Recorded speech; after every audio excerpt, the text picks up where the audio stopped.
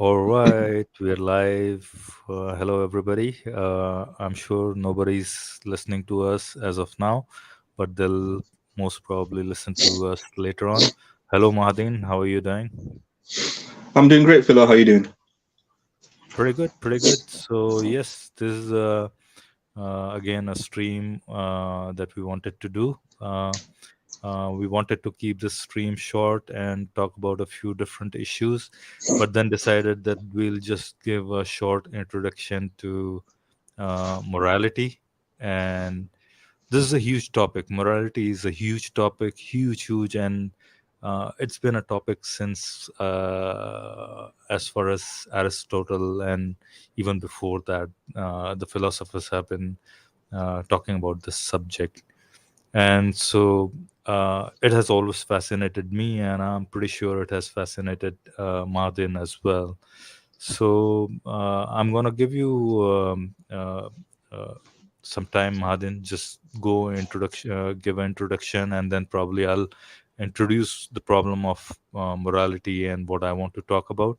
And we'll keep this stream just kind of a short introduction, and then we are gonna go deeper into the subject of morality, maybe in later streams. What do you think?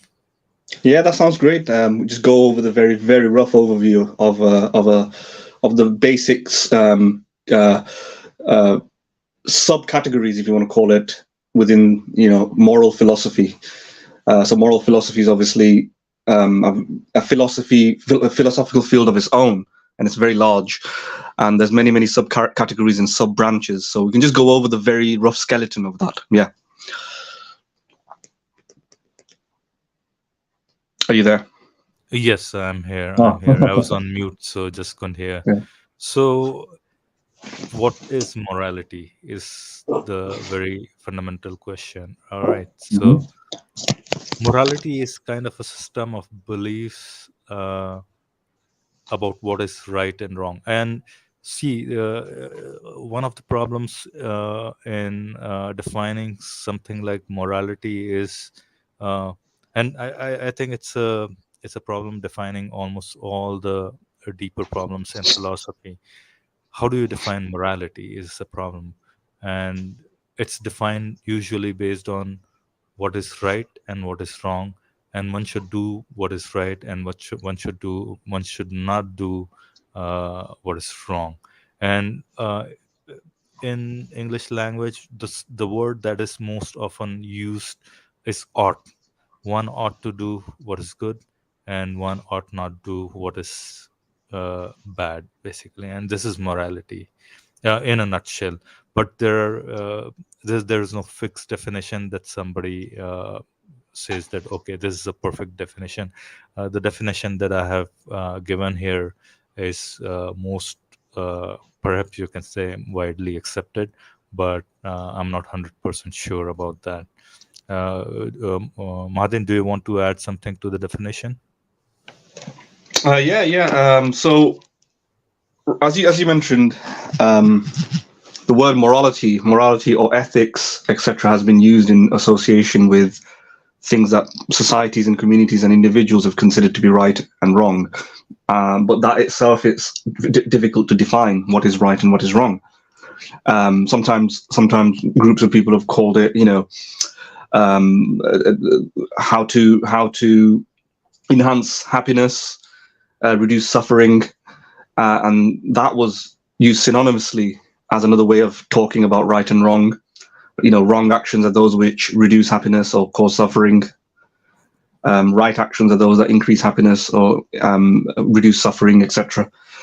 But it's very much more complicated than that because you have very many different ways of going about it. Arguably, defining itself is a field of its own nature. It's called meta ethics or meta ethics. Sorry, if anybody wants to look into it, meta ethics is basically trying to figure out what is the good, what is the bad, what is right, what is wrong. But here we're going to probably just roughly talk about these things and probably just jump into the various different theories that people have used to talk about morality. But broadly speaking, it's basically outside of the field of philosophy, people talk about morality in the sense of these are the various, in the broader sense, the various rules and regulations and norms and values that govern and regulate social behavior. You know, so that's kind of how it is. But that's when it gets interesting, because when you think about the what I just said there, the various norms and rules and goals and values and regulations that govern social behavior, that is so broad that it might encompass, for example, the rules of a football game, yeah, the rules of a chess game, the rules of let's say how to fix the car, how to fix your car, for example. And there are some rules about that. You know, there are certain social norms that we expect, or rules that we expect car mechanics to follow. And if they don't follow through properly, they're not building a proper car. But is that moral? Is that morality? Well, no. I think people mean morality to be something different, right? They're thinking about something different than just the rules of football, the rules of cricket, the rules of chess, or making how to build a car, but something to do with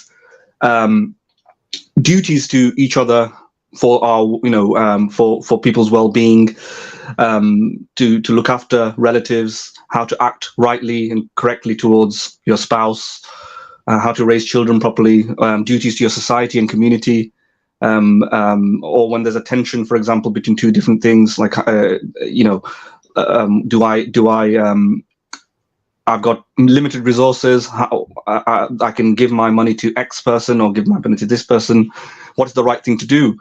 Or somebody has to. Mahadev, Yeah. can I interrupt you for a second? Yes. Sorry to interrupt you. So I just want to carry on your thought and just give you an example. I just kind of Yeah. want to Sure. illustrate this whole thing. And I want to illustrate with an example, right? Now, assume a universe, or maybe assume an Earth where there is nobody. Does morality exist? Is a Yeah. That's. question, right? Yeah. Right. So now you'd say probably it exists. Morality is in existence in some uh, ether, basically. It does exist somewhere. It's an abstract thought, maybe an abstract object or something like that, right? You can always question that. The point I'm trying to make is not make is whether it does so or not. Point I'm trying to make is that it doesn't really matter whether morality exists out there or not, because right now Mm. there's nobody where this morality could be implemented on, basically, right? Now imagine in that world. Now imagine there in the world that I told you there's nobody. Now I introduced one single person in Mm. that world, right? Now imagine, does morality still exist? And my answer in this thought experiment would be that still no, morality doesn't exist, because Mm. can this person be liable for murder? No, Mm. this person won't be liable for murder. Can this Mm. person rape, and he won't be judged for raping anybody, right? Or he won't be judged for raping, basically. So the morality does not exist even for a single person in this world. The universe, the world I'm talking about, this this mafruzat, as you call it in what do you call a thought experiment. In this Yes. thought experiment, the morality still does not exist. Now, say, imagine I introduced another person in this universe or in this world. Mm. Now there are Mm-hmm. two people, and now all of a sudden the whole concept of morality starts to take Mm. place, right? Mm. Now a Mm. murder would be, you can say now a murder is morally wrong or right, or whatever you can say. Right now we haven't decided whether it's wrong or right. That's the next step, probably. So Maybe. Yeah. what Yeah. I'm Yeah. trying to say is, in a world where people exist, morality can only exist. At least from this thought experiment, we can deduce that morality probably can only exist in a world where there are two or more people, right? So morality is uh, deeply bound by society or within Mm. society. So when you are talking about society, when you are talking about morality, you are talking about a code of conduct which can take place within societies. Yeah, I mean, what some of the issues with that's one way to do it, obviously. But well, what I was defining or talking about morality, I was talking about it in the sense that how it is described, because given that we're living in a society, right? So it's already kind of done. Your thought experiment is trying to get to the essence of it, I suppose. That would it apply? Would these rules and regulations apply, given that there are no people, etc. There's no society? Yeah, there's one way to look at it like that. Is that if there's no human civilization or any civilization, then there is no morality. There is no moral rules or regulations. But it depends what we mean by that. Obviously, you don't just mean that there isn't anyone to utter it or think about it or contemplate it. Because if that's what you meant, then obviously I agree with you. There's nobody there to utter it and contemplate it. But if you mean, for example, there is no and this goes back to the first point you mentioned, that it could exist in some sort of Platonic sense, and a lot of philosophers are actually coming down to thinking that it probably is like that. They're trying to compare morality to be similar to mathematics. Yeah, Paul Draper, Right. for example, thinks morality. You might have seen Paul Draper as a philosopher of religion. He's also debated William Lane Craig, and he thinks morality is like mathematics. It's not as clear and precise and definite as mathematics, but it's like mathematical rules that exists even if people didn't exist, right? Like the 2 plus 2 doesn't stop being 4 just because there's no human being to contemplate about it, right? 2 plus 2 will always equal 4, even though there's no human being to contemplate it or think about it. So it's just that nobody would be able to conceive of it, of course, but ontologically he's trying to say that there is a somewhat of an existence, but it's not like a physical object existence. It's like a principle existence, right? So he's trying to compare it to almost like the laws of physics. If there's no human being out there, there's nobody to formulate the laws of physics. There's nobody to see these objective descriptions of the world. Yeah, it's like that, but different in the sense that morality isn't these physical object. Morality isn't a physical object. It's not like a lump of coal, it's not like a tree or a stone. It's something we understand through principles, just like math, and that's why he compares it to math. And I think there's a plausibility to that. I am attracted to that view. I do think, as I've been thinking and maturing as a thinker, I have started to think of morality kind of like that. Even if there weren't any persons, murder, killing an innocent human being for no reason would be wrong. Just like 2 plus 2 equals 4. Yeah, killing an innocent person, forget human being, because by saying human being, you kind of restrict it to our species only. But killing any innocent person is wrong, without any other justification. Now we can flesh out what those justifications might be, and we can flesh out what innocent means. We can flesh out what person means, and so on. But and then we can justify the rule and explain it, why it makes sense morally. Why it's almost like an analytical truth, like mathematics, right? So do you mean you can justify morality only if you have an end goal? Oh, would that be the Yeah, essence I of think your so. thought? I think so. Yeah, I think so. So I So think any objective, if you don't have any objective behind your morality, then that does not remain as morality. Basically, you can't implement it. Basically, you have to have a certain objective behind it, right? Say, for example, a religious person could come and say, hey, my morality is based on a certain objective of achieving a goal, and that goal could be heaven, or maybe if Mhm, you follow Hindu philosophy, maybe it could mhm, be reincarnation or something like that, right? mhm. So would that am I being clear about what I'm trying to Yeah, say? I do. So that's like a goal theory of morality, and I do think morality has a goal, but I don't think that goal can be anything. This is a bit my view. My particular view on this is that when we speak about morality, we mean something. It's not just this open-ended, open-textured topic, right? It's not this word that we just say that means can mean anything to anybody. There are some commonalities what people mean by this, just like See, the word. see, Sorry, go on. what do you call a consequentialist might claim that, hey,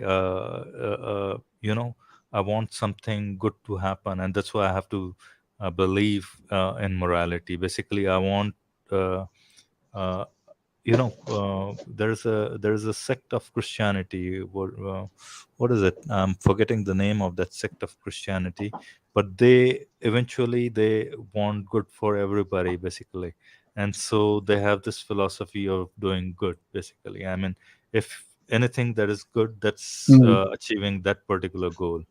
I'm mm, forgetting the name, but if you give me a few seconds, I'll just think up of it and tell you what I mean there. So that's the goal they have, basically. And if you talk to other religious people, they might mm, give you, hey, our goal of doing moral things is based mm, on it's been instructed to us by a certain supernatural being, and that's why mm. whatever is Goals. instructed in our Yeah. books is moral to us. But And when you look through all civilizations and all cultures and all morality has a very intuitively it steers towards very a family of goals that are very similar and can be grouped together to be something to do with altruistic behavior, the well-being of others, happiness, human flourishing, etc. It has something to do with that. So, in other words, what I'm trying to say is that morality isn't a word which can mean anything to anybody. Obviously, in terms of words, can be semantically, the word morality can obviously morph. Yeah. So I'm not talking about the language here that can change, but I'm talking about the actual deeper meaning when people talk about morality. In other words, if we start using the word morality to talk about how to make coffee, I don't think we're talking about morality anymore, right? Because then right. we just change. Words change over time anyway. For example, historically, But if you're making a coffee to put some yeah, poison yeah, in it, it has. then we are Yeah, talking about morality. now we're talking about morality, but I'm restricting it specifically to this particular example where you're just making coffee and there's no other social consequence. Yeah, basically, what I'm Right. trying to say is that in society, language changes, and language can be repurposed and reused for different usages. For example, the word suck, yeah, used to mean a very deep and offensive profanity, and now people say suck to mean it's bad. You know, Right. it's changed. There are other words as well that are diametrically opposed to how it was used historically. So the word itself, I would say, the sound is reused for something else. But Right. yeah, so a different meaning is attached, and of course, the sound morality can change to be used for different purposes. But if you go throughout all cultures, even if they've changed even if that word gets repurposed for something else, what they were talking about before is left without a name. And what was that? That was what we meant by morality, right? But what I would say that every culture and every society, when they talk about morality, there are some goals that they have. You can't coherently talk about morality without a goal, just like you can't coherently talk about morality without just like you can't coherently talk about logic without a goal, right? Right. Like, for example, logic. What is logic? Well, somebody can just say logic is um, the rules that help us systematize our thinking in coherent and cogent fashion so that we can be To reasonable. come to the right conclusion Yeah, something like that. about about a reality. Yeah, Most of but the time, imagine if see somebody, this this yeah. Sorry. but Go imagine ahead. if somebody uses the word logic to mean something different, the opposite. Say that somebody repurposes the word logic to say that they're talking about their emotions. Emotional thinking is logical now, right? Basically, the very opposite of logic, illogical thinking, is now being relabeled as logical. Well, we would just be like, that's not logical though. Because, oh, in my culture or in my society, we just use the sound logic to mean this. Oh, then you've just done a semantical shift. A language change has occurred, right? But what's the new word now that we talk about when we talk about systemized thinking, clear thinking, cogent thinking, reasonable thinking? Whatever that new word is, then that was what we want to talk about. And this is what how I view morality. Even if you change meanings and definitions and so on, there is this other kind of thing in society where we want to know how to live well. Yeah, when we want to know what's good for good for people in terms of well-being, maybe in terms of how to flourish, what rules should we follow in order to be good to our community members, I think that Right, is and morality, and I that's think, that's yeah, that's where I wanted to jump in, Madin, yeah, just for a second. And since we steered back this conversation towards good and bad and what is good, so the one of the reasons I wanted to take it slow with regards to yeah, morality is because it is particularly very important getting the terms right, basically. And see, at the very beginning, I told you, and I told our uh, audience as well, that there's no definitive understanding or consensus on the either the definition of morality or within the components that make up the definition of morality. And what are these components? And I told you, I think, if I'm not wrong, I've told you four components. And maybe let's take up three components. Maybe uh, one should do what one ought to do, what is right, and one ought not do what is wrong. So maybe four components there are: right, wrong, good, and bad. Right? I mean, sorry, not right and wrong. There's an ought, what you ought to do, and what you ought not do, basically, right? So, and good and bad. So these are the definitions that we need to probably at least talk about. And these are, as you said, these are probably more culture dependent. These have been changing what ought to do.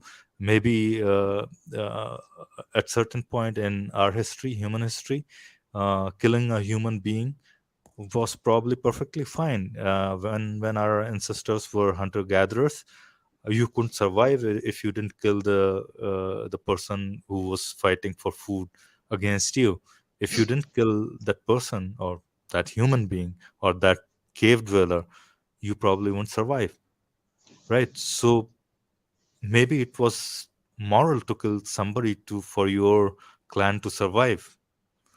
And in that sense, that morality was the definition of morality was completely different.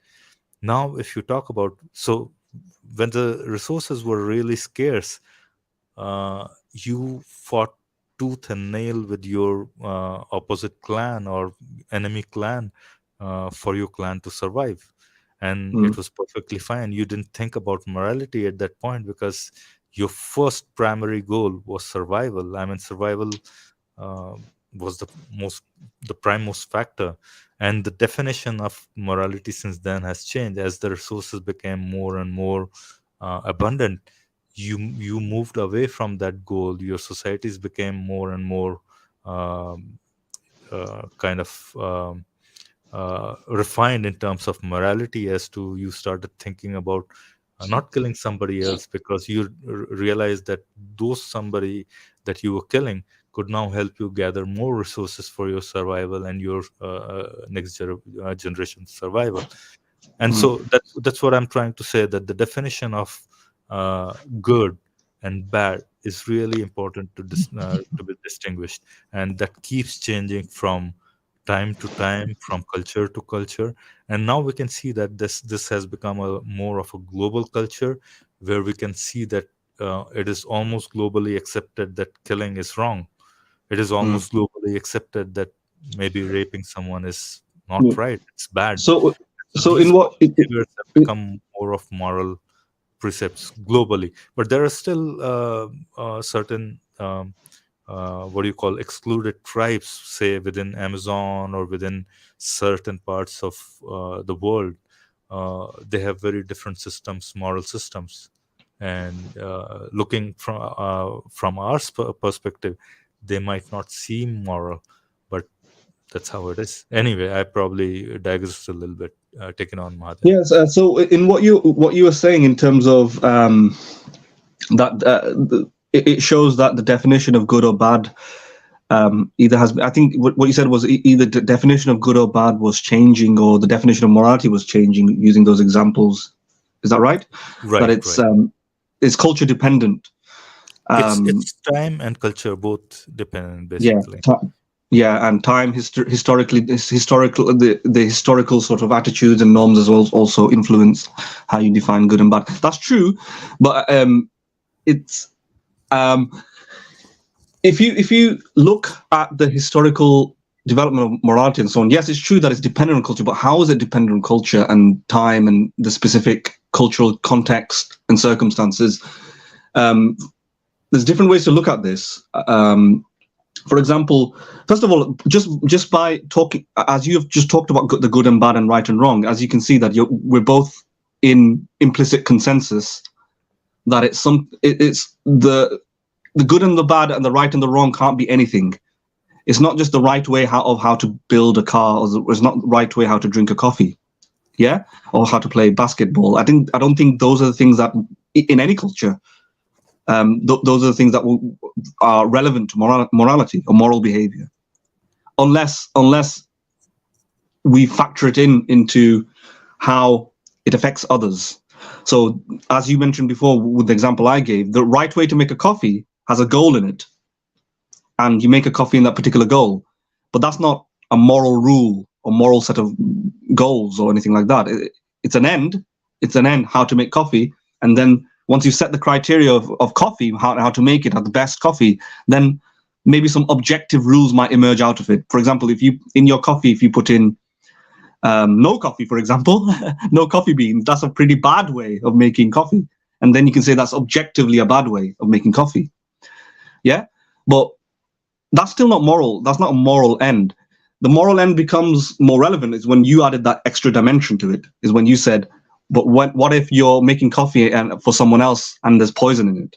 And it seems as though then it becomes more relevant to call that the sector or the realm of morality. You've entered into the realm of morality now. And then the end of morality, if it is, for example, why is it that this extra bystander being entered into this thought experiment, changing how we think about the situation and calling it morality? Well, that's probably because implicitly we all realize that morality can't be anything. It has to do with something regarding the health of others, well-being, nurturing, caring for other people, community, how to be a good person to them. So now the good and bad seems to be closely related to that, right? The good is not simply how to make a good coffee. It's more to do with, so that is a form of good. Yeah, that's one way of using the word good about coffee making. But a moral good is something different. Yeah, the moral good is always gonna involve people and their yes, well-being. Yes, exactly. You can say that. And right? This is what our conversation is starting to illustrate, right? The moral good would always, so that kind of already limits or narrows down what we mean by morality and what we mean by good, right? It's not this broad conception of good. It's not this broad conception of morality, which can be anything and anything, like rules of football, how to build a car, make a coffee. It's more to do with other things, more to do with all the stuff that we've talked about with people and well-being. And given your examples, you're right that historically I do, and I agree with you that it's obviously dependent on culture, how good and bad got defined. But what I would push back on is that, and this is more of my personal sort of view, injection of my personal view on it, is that whilst it's true that different societies have defined good to some extent differently or applied the right and wrong differently, the words to different actions, if you look closely, that's possibly because of situational factors that were existing then that didn't exist today, which is something that you did enunciate on. But I want to just clarify this particular point, that it doesn't necessarily mean that good and bad is totally subjective to the culture. More specifically, if I can illustrate this, for example, in a very isolated tribe, for example, it might be okay to kill an intruder, let's say. On the other hand, in the 21st century, whatever you want to call it, it might be wrong to kill an intruder. But why do we, is that just subjective? Is that just relative to society? Is just people just made this up? Or is it because there are situational factors in the tribe that change the physical circumstances that people were in that cause them to define a rule in a way that that makes it ethical to kill an intruder that wouldn't be ethical had those circumstances not existed? So maybe the intruders in this particular tribe statistically tend to be armed, deadly killers, and if they enter the tribe, it is almost a foregone conclusion that they're going to attack. In this sort of environment, it might be appropriate to treat any intruder as a lethal threat. On the other hand, in a 21st century context, in a well-off neighborhood, an intruder in your house is more likely to be a drug addict, right?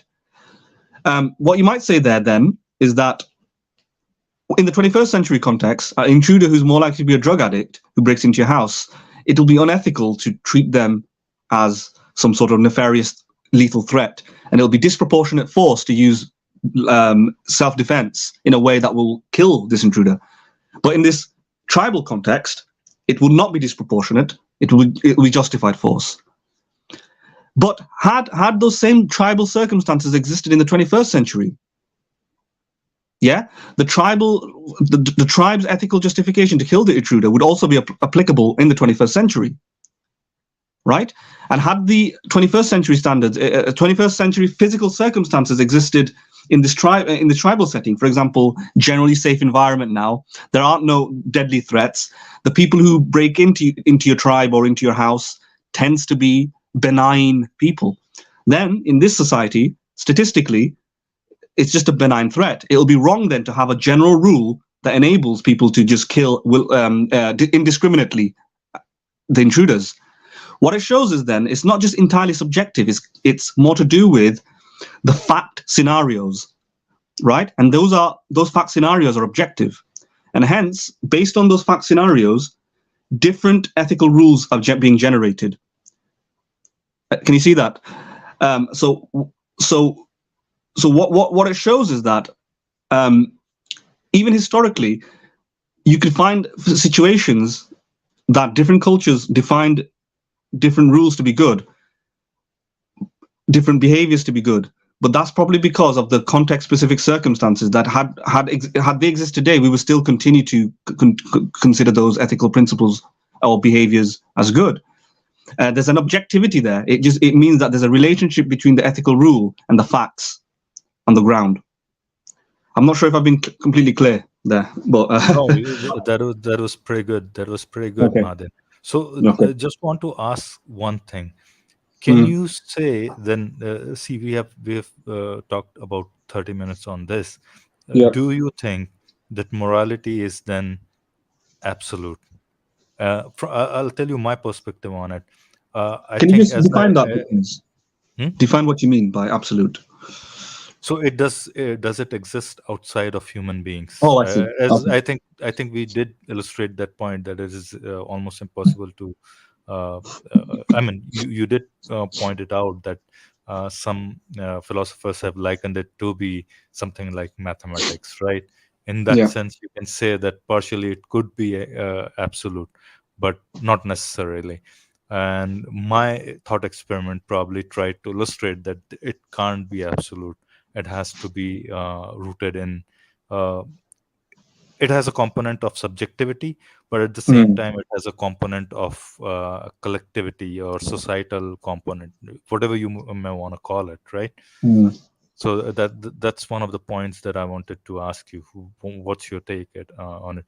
Why am I asking it? Or I don't want to say it in a sense as absolute morality, but call it objective morality. Would you put them two in different No, categories? I would prefer the word. I would prefer the word objective because that's how philosophers tend to use it. You know, Yeah, absolute is not yeah, really used, but I know yeah, absolute can mean the same thing. So you're just yeah, talking about the yeah. same thing, Because different words. Yeah. yeah, because absolute and objective, in my definition, in my book, I Yes. would put them two on the same pedestal, pretty much. But Okay. let's take the more commonly used word, objective morality. So, do you think objective morality exists? And why I'm asking this question, basically, and why I'm wondering about this question, is because more of these religious apologists use this word more commonly, and I'm giving you an example of one of those pretty prominent theologists, William Lane Craig. And according to him, you can't be moral if your morality is not objectively grounded, basically. I think we are getting deeper into this topic, and which probably we should cover in a very separate stream rather than in something like this stream, which is supposed to be a short stream. What do you think? Yeah. If you want to tackle it, maybe just tackle it, or otherwise we should do a like full-blown stream on topic these I think topics. we would. I think we would need to do a full-blown stream on this topic because it's too big for this, you know. But just to answer your question, I think morality. I've changed my mind on this multiple times, so it's very hard to answer it completely. Give a definitive answer. I think morality has an element of objectivity, a strong element of objectivity, and I think I do feel attracted to the views that philosophers like Paul Draper has pronounced upon, and somebody called Eric Weilenberg also, that they do think that morality has some objectivity to it, and I think those are persuasive arguments. I don't know whether that's because we're a human species who have a deep and strong need to have moral rules. We don't want to live a life where we don't have morality, you know. But for the longest time, I didn't think morality was objective, so I was perfectly happy with that view until I was more convinced by these other views that were sketched by these philosophers. And I do think, just to illustrate how morality might not be objective, because it's a big topic, isn't it? For example, morality seems to be something that, unlike objective facts, the tree, the bush, the car, it seems to exist mind independently, right? It's not part of my imagination. I can't point to the good. I can't point to the right. I can't point to what is morally evil. David Hume illustrated this very, very famously by showing that if and forgive me for the graphic illustration here, but imagine a baby gets mutilated, right? Barbarically killed. What is objective about that is that the baby is being cut, the blood is coming out of the baby, its bones are being crushed or something, it's crying, it's whimpering, and so on. But where is the wrongness? Where is if somebody says there's evil here as well, where is the evil located in this objective set of facts? So if you were in this room watching this baby being killed, and you have to describe everything in the room, yeah, you'll talk about all the factual components in that room. There's a chair, there's blood, there's skin, there's a human being, there's two human beings, there's a knife, right? But then you may also say, somebody also might say, there's also evil in there. There's also something wrong. But where is the wrong there? The wrong there is not a physical property, right? The wrong seems to be the participant who's watching this scene unfold, thinking, feeling, desiring, or finding it emotional, holding an attitude in his or her brain that this is wrong, right? And you might describe this as evil. So this is what David Hume realized, that there's a distinction between these objective facts, the mind-independent objective facts, and the mind-dependent attitude to those facts, what describes it as evil. Can I just probe you a little bit on this? So what you're saying here is the act itself is not per se evil or wrong. I mean, what you're saying is, if that person were to just plain and simple describe an act, then that wouldn't be an evil act or wouldn't be something wrong. But wherein comes the morality is that in the mind of that person that's looking through it and not being able to do something about it. Kind of, yeah. I mean, it's a judgment, isn't it? It's an evaluative judgment. It's a value judgment, and that's what David Hume was trying to show. There's a fact-value distinction. Fact-value distinction, right? So those are the facts. The baby's been killed. So if you made that person devoid of any emotions, in a sense, then that person doesn't. That person is not a moral subject anymore, in a sense. Is that true? Is that a proper evaluation of your thought, or David Hume's thought, in a sense? That would be a peripheral issue. It's not the issue that he was trying to demonstrate there. Okay. Yeah, as a peripheral issue, probably yes. I think to be a moral agent, yeah, you need to have agency. First of all, you need to have certain degree of rational capability to evaluate things and be moved by passion, feeling, and so on. Motivation, moral motivation. Yeah. Yes. Right. Okay. Keep going on about. I'm sorry I interrupted you. Yeah. So no, it's fine. It's absolutely fine. You can. I think it's good to interrupt because it kind of steers the conversation in the proper direction, and so you interrupt when you need to. And if I think you've overlooked something, I will let you know. I will say, Philo, 1 minute. Let me just explain again. Okay. So don't worry about interruptions. But yeah. So in this fact scenario, there is nothing evil in it, right? The evil is in the mind of the beholder, if you want to call it, just like beauty. So just like other values. So just like music, right? You hear a song, but the beauty of the song does not rest in the facts of the song. Sorry, in the properties of the sounds, because if there was a frog there listening to the same music, the frog might not value it because the frog's mind is not configured to value it. On the other hand, you need a person with a perspective and the right sort of configuration of attributes that enables them to appreciate the music. The same for morality. And so what David Hume was trying to show here, morality seems to be within the eye of the beholder. They are not facts out there in the world. They're mind dependent, not mind independent. And that's where the idea of kind of that's kind of the consensus on where this kind of the strong argument for morality is subjective comes from, right? They compare morality is reduced here to food, just like food tastes, just like flavors. What's your favorite ice cream? Different people might have different flavors, but are there facts about the world? No, they're facts about your emotion, right? The fact that chocolate is really nice is not a fact about the world. It's a subjective fact based on human emotions, and it's mind dependent, not mind independent. On the other hand, the chocolate ice cream. Yeah, go on. I think I agree with you completely here, and I think we are on the same page on this. The problem comes from, and as I mentioned, William Lane Craig. Their point is, if morality is not objective, then almost anything is permissible. That's the kind of argument they have, or kind of objection they have. And that kind of somehow baffles you as well when you think deeply. I mean, you're right that the component of subjectivity is so strong that to bring that certain portion of objectivity to it kind of befuddles me, at least to me. And whenever somebody says that, why is it objectively wrong to kill someone? I really don't. I have an answer to it, but my answer is only subjective and not objective. I can't say objectively it is wrong.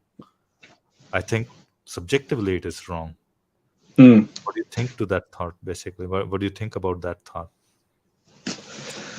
Well, in respect to stuff like that,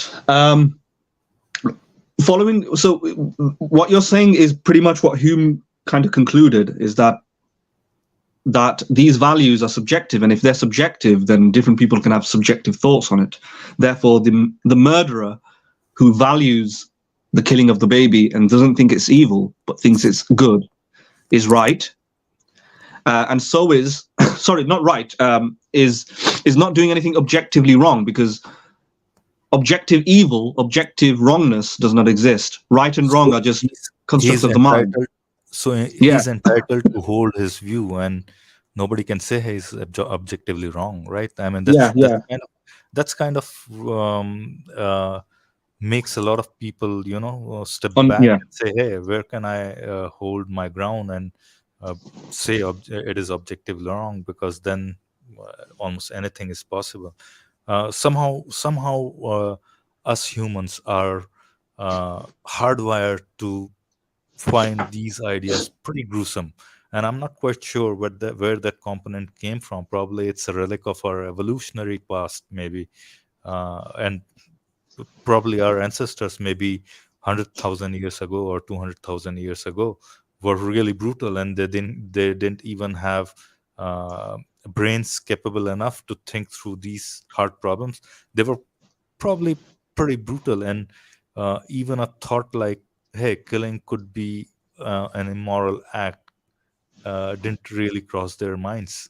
That's what at least my thought process at this point is. That's what my take is at this point. But really calling it objectively wrong is not something that I can do, at least if I'm being very honest about it. So my subjective component's pretty strong about that, but I just can't say it is.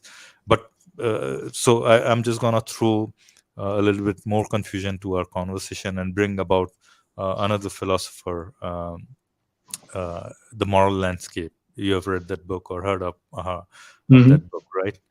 So what do you think in that book? What's his name? I forgot his name. Sam Harris. Sam Harris, exactly. Thank you very much. So Sam Harris argues that there is an objective morality in a sense, right? Or basis to objective morality, right? Yeah.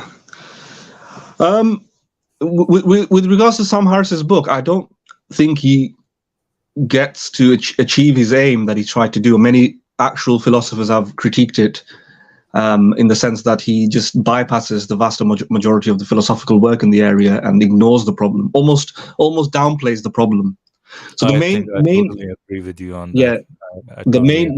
He bypasses the problem by saying we just know it's common sense and just give me this assumption. So he starts off pretty much his analogy with the gas stove one is pretty. It seems pretty lame to me in a sense, because it just, as you said, it bypasses the. I think it's. It evokes a huge, strong emotions, but it doesn't really solve the problem in my eyes, basically. Yeah. So the problem by Hume that he tried to show is that these attitudes are in our brain and then they're subject dependent. And furthermore, you must have heard of this. I'm going to comment on Sam Harris in a second by talking about Hume. But what he further Hume explored was the is-ought distinction, which is you can't get an ought from an is. So when that baby, let's go back to that baby, is being slaughtered and killed graphically and humiliated and so on. All those are facts. The baby is being killed, baby being slaughtered. Even the fact that the baby is suffering is a fact, right? But the judgment that the beholder witnessing this gruesome act as being gruesome is an attitude, a subjective attitude that the beholder holds in his brain. And furthermore, when the beholder screams, "This is wrong, you ought not do this," right? The beholder is asserting that you ought not do this, as in it is describing how the world should be or ought to be, right? But how the world should be or ought to be are not facts. So in this set of facts that the beholder is observing, in all these scenarios, there's nothing in that scenario that is evil. There's nothing in the scenario that is gruesome, because these are all subjective constructs. And furthermore, there's nothing in the scenario that says you ought to stop killing the baby. Right? You ought to stop. Ought to stop torturing the baby, whatever you want to call it. So oughtness, you can't derive an ought from the is. So what is happening is the child is being. You cannot derive ought from it, basically, right? Yes, yeah. What is happening is the baby is being slaughtered, but that doesn't mean you can that you can't derive from those facts that you ought not slaughter the baby. So this ought comes from your societal conditioning, and as well as your biology, I would say. Biology, and that's where I was getting to. Your evolutionary relic, maybe it's a product of your evolutionary past, maybe, or biology. Yes. Maybe you said it right. Yeah. Well, I do think the distinction between biology and society is not as there's a lot of overlapping, because society is also a product of your biology, right? And your biology is somewhat a product of your society as well. I think it's a two-way loop within those things, and it's a kind of a what you call control system, you can call it. Basically, the evolution is happening on both the sides. One is shaping the other, and the other is shaping the first one, basically. Yeah. Bringing this back to Sam Harris. So I'll let you talk about Sam Harris, but yeah, did sure.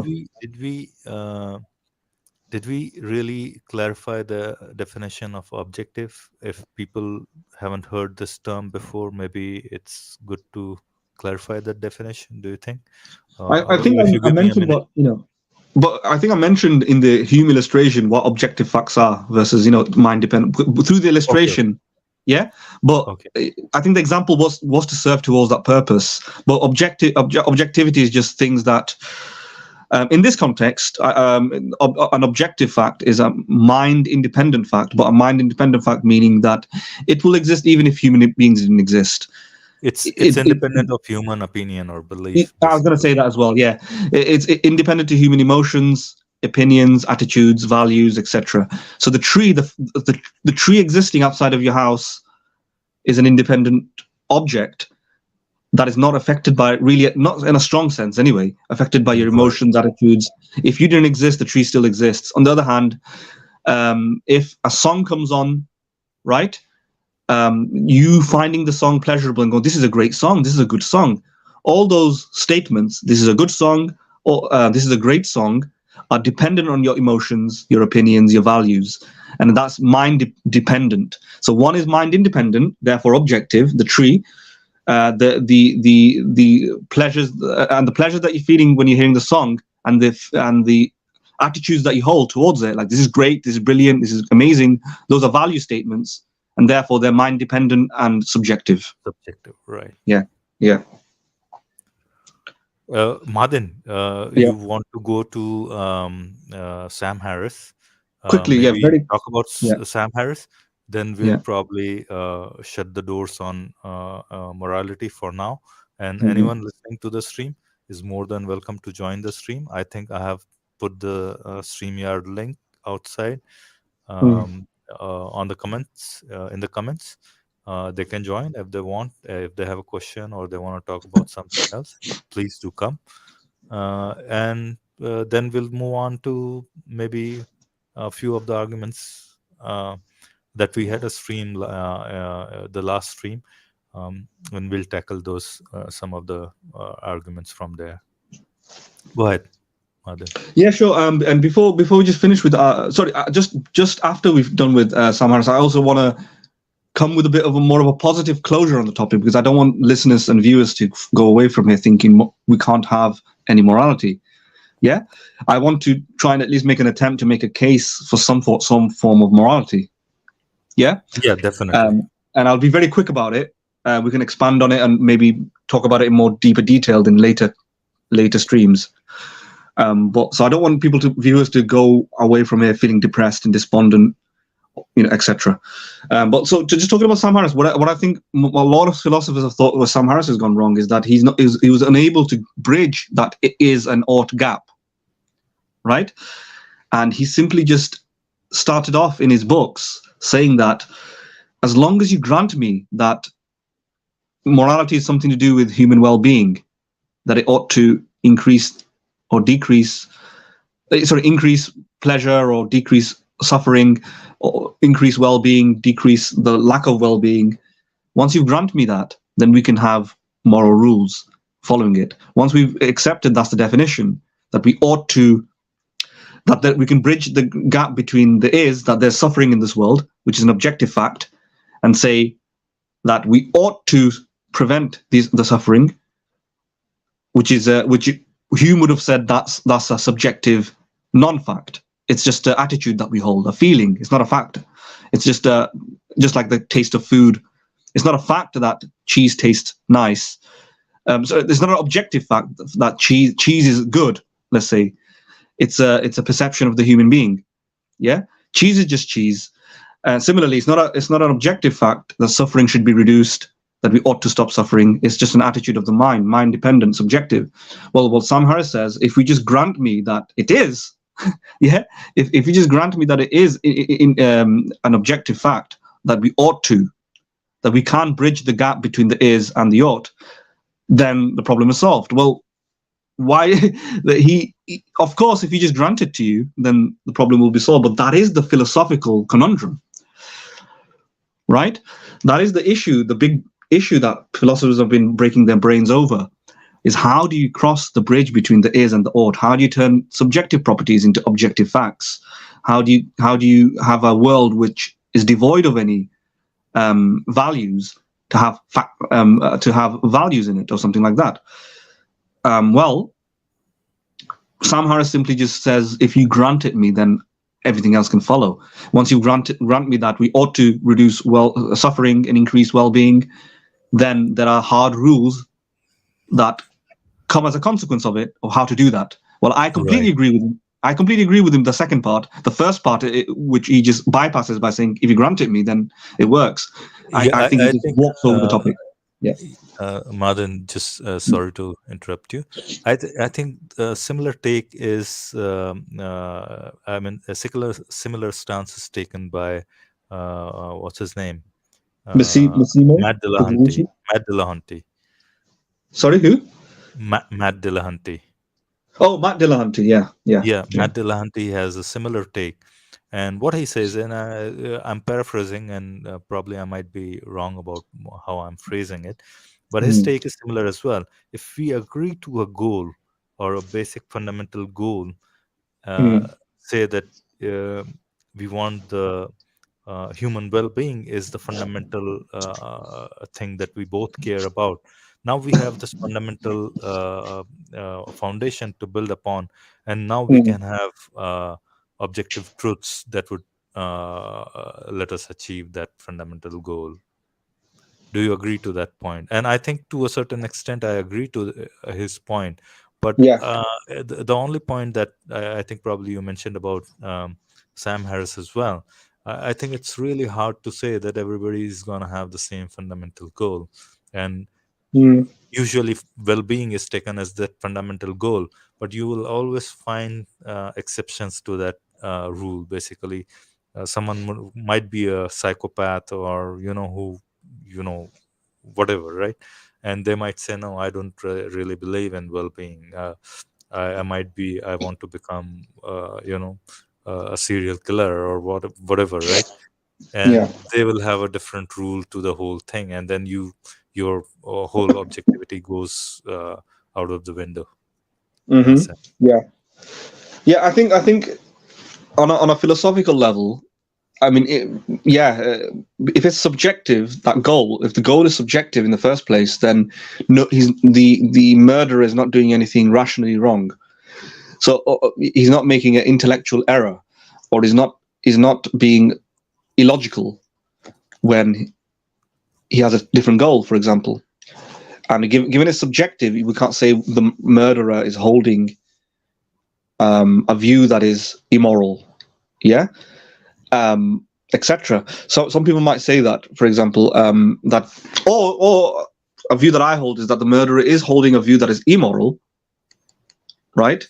Because I do think there is a meaning that we mean by morality, but it's not immoral in a deep sense where it's wrong, intellectually wrong for him to do that. So it could very well be what he's doing is by definition uncaring for other people, for example, right? And I think that is a. Sorry, were you going to say something? No, please keep going. Yeah. So he might be by doing something. He might be by definition doing something that is uncaring. And if by morality we mean, for example, most people mean by morality that they're talking about the well-being of others and so on, then he might be doing something that's immoral. But that action that you're describing as immoral is completely. This gets really complicated, but it's completely a value-neutral description of his behavior. You see what I'm saying? True. Yeah. What I'm saying is that I'm just describing a person who's not caring about other people. So just like the Hume's fact example of somebody killing the baby, I can describe the person who's killing the baby in a value-neutral sense, completely value-neutral, making no good or bad, right or wrong evaluations, and just say this person is killing a baby, and that's uncaring, and an uncaring attitude is not altruistic, and not altruistic is immoral. When I say not altruistic is immoral, I'm not making a value judgment. I'm just describing the behavior as an Madin, uncared. Madin, I'll stop you for a second. Hmm. Said Bhai has joined us. Said Bhai, welcome. Hello, How are you sir. doing? Hello. Hello, sir. How are you doing, sir? Saeed भाई एक आपसे गुजारिश करूं Yes, sir. यार आप please मेरे को sir मत बोलें हम में से कोई भी सर नहीं है we are your we respect you as much as I hope you respect us a little bit, but we respect you enough to not hear sir from you, right? Madin, what Okay. do you think? Said Bhai keeps calling us sir. At least don't call me sir. है ना? Please. Okay, boss. है ना? Cool. Yes, yes. You Okay, you well, are I think you are probably older to us, but yes, I sir. mean we I'm have tremendous 64. respect for you. I'm 64, sir. So yes, you are older to both of us, and so we have tremendous respect for you, and we appreciate you coming here and talking to us. Madin, please carry on if you want to, and say hi to Said Bhai if you want. Excuse me. Yeah. Hello, Saeed. How you doing? Yeah, yes, sir. Yes, sir. I You mean, okay? yeah, yeah. I'm doing good, sir. How you doing, sir? I'm Is great. I'm great. Just as Philo said, you don't need to call me sir, so don't worry about that. All right. But it's up to you. Whatever you want to say, you might be used to it. So Yeah, whichever you prefer, we don't mind. yeah. I will join little later. I'm listening to you, and I will join in a minute. sure, not a problem. Okay. Yeah.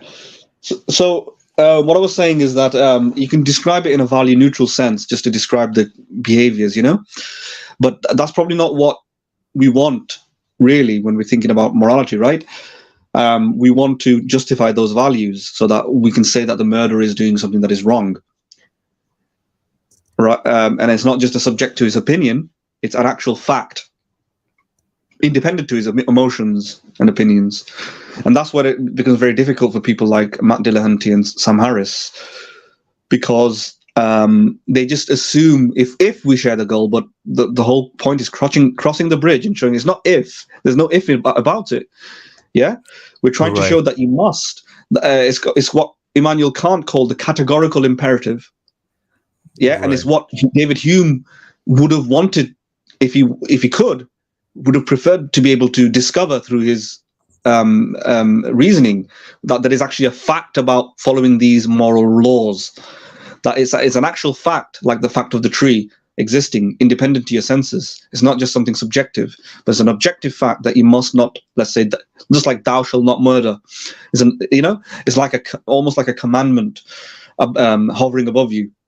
right, Whether the murderer says he thinks he's right, whether you say you think it's wrong, that's a fact, and you'd be correct. You'll be correct. The murderer would be doing something that is irrational and therefore objectively morally wrong.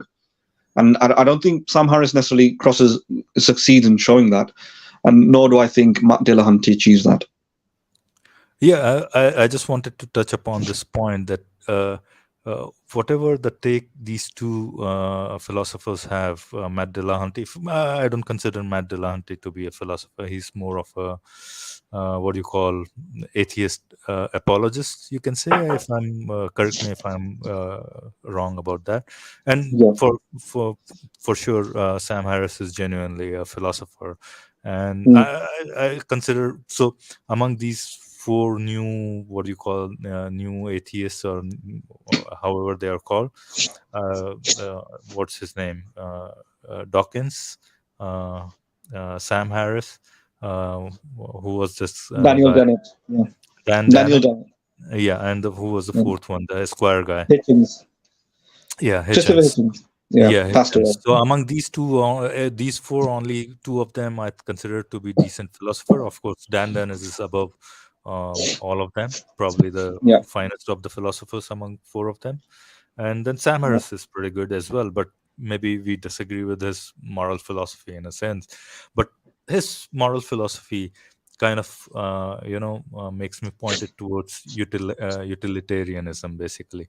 What I find is his philosophy is more kind of that utilitarianism. Once you have a certain goal and you want to maximize that goal, basically, right? And what do you call? John Stuart Mill was also a philosopher and a utilitarian, basically, in that sense, right? Yes, yes. But again, I think both you and I disagree with this take on moral philosophy. Basically, in your opinion, I think, and in my opinion as well, it renders it more of subjective still and not objective. Yeah, yeah, it is. It's closer to, I would say it's closer to subjectivity. Um, for all practical purposes, though, I do subscribe. I think Sam Harris, and people like Matt Dillahunty does provide a practical foundation for Solution to the morality. yeah, solution to that problem, right? Yeah, what they try to make, if I could steelman their case, right, is that what they're trying to say is that there doesn't seem to be a better foundation for morality than well-being, right? Yeah, I agree. I mean, it's a struggle to find something better than that. I mean, I completely agree. But Yeah, then at the same time, it becomes a little dishonest to call it an yeah. objective I think fact. I think philosophically it fails the mission, but Right. for all practical purposes, it's a workable technology. What I take from Sam Harris's stuff and people like Matt Dillahunty and what they're saying. But remember, this is not newfound though. There's nothing new. People have been made these suggestions in the past. Sam Harris hasn't revolutionized anything. But you can just think of morality as a technology. For Yeah, example, the new that new that we, technologies gonna keep coming, right? You're right about yeah, it. it is to some extent engineered by human beings. It is some extent biological. It is to some extent It's gonna keep um, changing, basically. Yeah. it's gonna change to some extent as well. It's not infinitely malleable, I think, Yeah. but but but but but the philosophical question of whether you can cross the Izot gap and justify morality as some objective goal that we have, that we all should follow, all rational beings should follow. I don't think you can do that. But for all practical purposes, because human beings are so oriented towards, apart from psychopaths, apart from really, really, really, but exceptional individuals, most human beings are so steered towards wanting to, for example, live by um, what's the word I'm looking for? Yeah, some sort of ethical framework that they all eventually gravitate towards one that presupposes well-being. Even if you In go, my for example, yeah, Yeah, my take is that these ethical frameworks are more or less governed by one's ability to survive. And I yeah, think that, I spoke about it probably a few weeks back in one of the streams. And what I realized that your morality is as good as your ability to survive. If you have abundance of resources, your morality is more altruistic.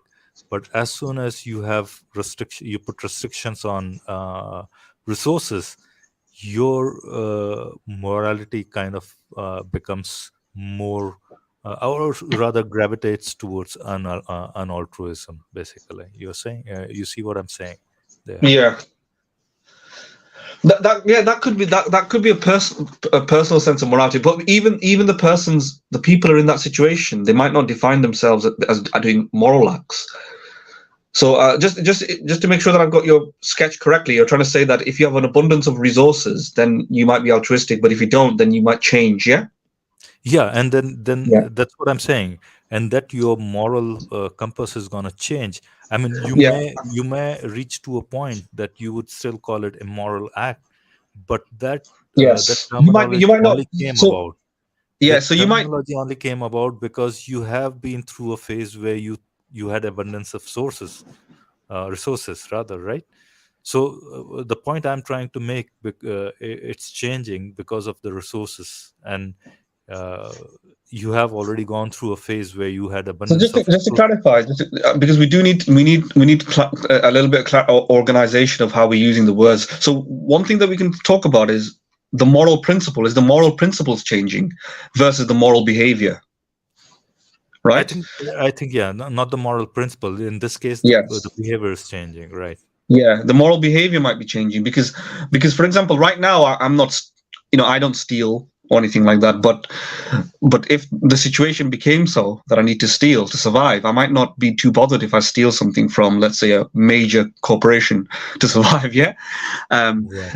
I would probably, act in a selfish way, whilst also thinking that I'm not doing anything immoral, maybe because I might think the moral principle always existed, that I might, for example, even right now agree that there is a moral principle. I might objectively find this to be true, and what we're talking about is if we accept Sam Harris's well-being definition, yeah, it Right. might flow from that as a goal, that when people are in a near-death state, that they are morally permissible to steal. Yeah, it's Right. Yeah. it's Yeah. like it's like an excusatory circumstance, a special circumstance. Right. Ordinarily, it's wrong, but in that circumstance, you can. All else being equal, not like Yeah, you. that's Yeah, one of the fundamental problems I have with religions, yeah, pretty much, yeah, because the Commandments, the first one is "Thou shalt not kill," right? And that's an yeah. absolutist statement, right? I mean, Mm. what if you can find 100 conditions where you might be compelled to kill somebody because there is a reason for it. I mean, Yeah, you might say that, okay, now I won't kill somebody even if I have 10,000 people dying in front of me, right? For no reason. In that case, you might say, okay, I might probably just have to intervene and kill somebody, right? So the kind of uh, objectivity is again is thrown out of the window in that sense. But anyways, what I'm gonna do, Mahadan, is we're gonna shut our conversation of morality, even though I'm compelled to keep going. Said Bhai is waiting for us. Shall we mm. stop here? Shall we indulge in a conversation with Said Bhai? Yeah, that's Yes. fine. Saeed, is there anything that you want to say today? Yeah. What is moral and what is immoral? Your definition of morality. Shahid भाई इसकी जो definition है ना वो definition बड़ी मुश्किल है बताना so the definition of morality is very tough but I will give you what I understand and Mahadan can give you another more refined one if he wants. So morality is in a sense a system of beliefs about what is wrong and what is right, and a moral act is something that you ought to do which is good, and an immoral act is something that you ought not do, uh, which is bad, right? Yeah, I agree with आप that. समझ रहे हो क्या मतलब Yes, जो yes, अच्छा है वो करना चाहिए, जो बुरा है वो नहीं करना चाहिए. yes, yes. Something is good, beneficiary So to अभी the, yeah, yeah. yeah, Let me just expound a little bit more on these. So now the problem becomes, how do you define good and how do you define bad, right? yeah, Like that's a problem, right? And also what is ought, right? What you ought to do and why ought you do what is good, right? That's also a good question. Why ought you do that is good? I mean, somebody could come and say, why should I do this? I don't have to do it. You see the problem? I mean, there are multiple layers of problems in this uh, definition and describing morality, right? Madin, you want to add to this definition something or refine it further? No, it's all right. I think what Saeed was asking. Are you asking? I think your answer is okay, but I'm not sure if that's exactly what Saeed was asking. Saeed, are you asking how do we have morality? Is it He asked, what? what is morality? yeah, yeah. Define what is morality, what is immoral and moral, and why they are immoral and why they are moral. Said भाई, your voice, आपकी voice cut रही है. मेरी मेरा internet खराब है. Your internet is troubling you. Yeah, yeah, yes, yes. I think Yes. you two continuously. I will. No. If Go yeah, yeah. ahead. Go ahead. Now we can hear you fine. Okay. Yeah. Mhm. I just want to know how you define the moral and immoral according to your thoughts. Right. That's what the definition I gave you. Do you think this we should add something more to it? I think the reason I'm saying that the philo, the account that you gave, it seems to be more of a textbook academic definition, you know. And I think Right. Said Right. might be appealing to how do we, how do we, for example, define what is moral and what isn't, you know, and what criteria are we using? Yeah. Is that what you're asking? Like, Yeah. how do we Yes. find out Yes. what? Huh? Yes. Yes. Yes. Like, how do you know something is bad versus how do you know something is good? Yes. Yes. Yes. Go ahead. Yeah. Yeah. Well, what I would use is uh, what I do is, for example, I think linking moral behavior, something good, is that which causes unhappiness or suffering, and so that which bad is that which that causes unhappiness and suffering. Good is that which increases happiness, reduces suffering. Something like that is a good place to start, right? So if you listen to what we were saying before, you can link morality, and I think is the best definition of morality, at least the closest we get to getting morality, is one where we can improve our well-being. Because what else do we mean by morality? So different people can mean different things by morality, but when in a conversation, eventually I think it boils down to well-being. So even if you, for example, believe God, for example, has commanded you to do something, right? Not to steal, yeah? Yes. Yes. Yes. Why is this a moral action? Is it because God said so? Or is it No. because stealing is wrong? Yeah. Yeah? It's stealing. It's hurt somebody else. If you Yeah, steal exactly. somebody. Yeah. Right. So So so what your definition matches your God's definition, rather matches our definition, right? Well-being, right? yes. So Well-being. Yeah. ultimately stealing is wrong. Why? Not because your God says, right? But because it hurts somebody, right? So you Yes. can Yeah. even remove your God from the equation and we'll still be agreeing, right? Yes. Yes. Yes. I mean, So God is yes. not, Yeah. for being moral, you think God is needed. To enforce the morality, God Sorry? needed to To enforce. enforce the morality. Yes. Yes. Okay, so what if I understand what you're saying? And that's what I thought as well. So, although God is not needed to know what is moral or immoral, because we can use well-being as a criteria, right? To Yes. enforce Yes. the morality, like a commander, like some sort of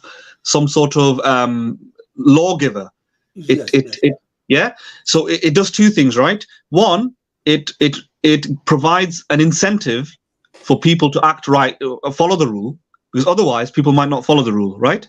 Yes. Yes. Two, yeah, it adds a dimension of objectivity. So if somebody comes and says, why is it wrong? I don't think it's wrong. You can say, oh, God said so, or something like that, and therefore that's a fact that stealing is wrong. So it's those two things.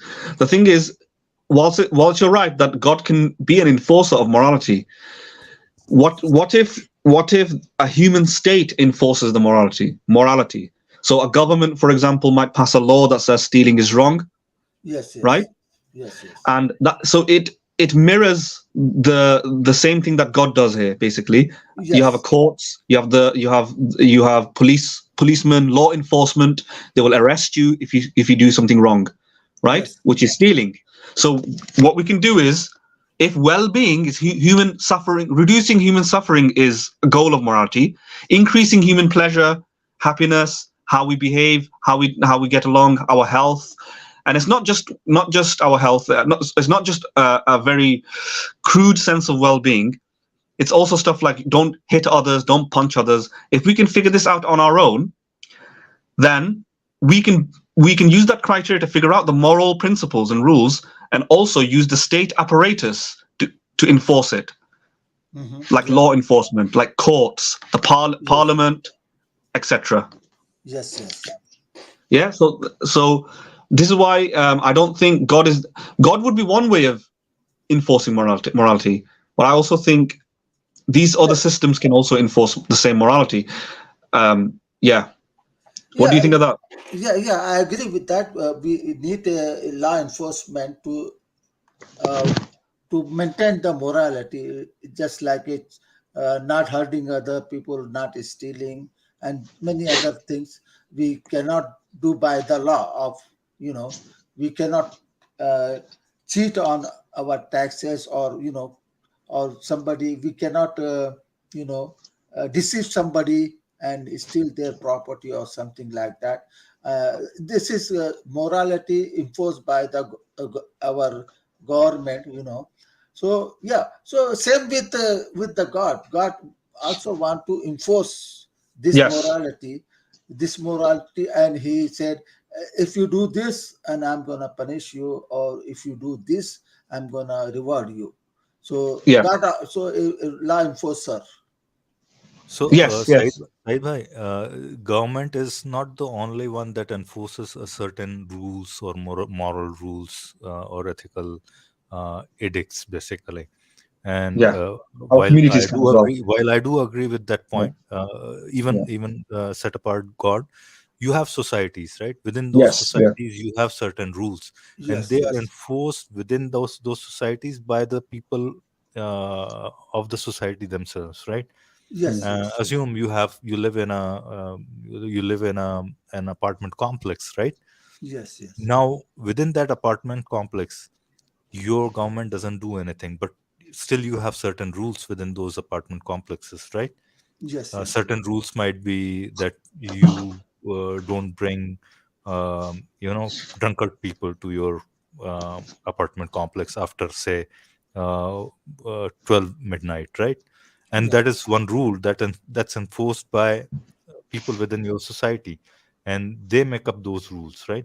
So what I'm saying, trying to say, is there could be multiple levels of enforcers of that particular rule.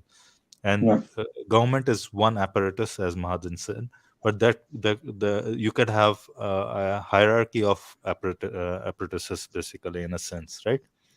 And it comes from within the society, right? yes, yes, And Yeah, that again, sounds about right. You can have different levels of enforcement. Not everything work. Not everything is the most effective form of enforcement through state apparatus. Like stuff like police and stuff. Some things are better enforced socially.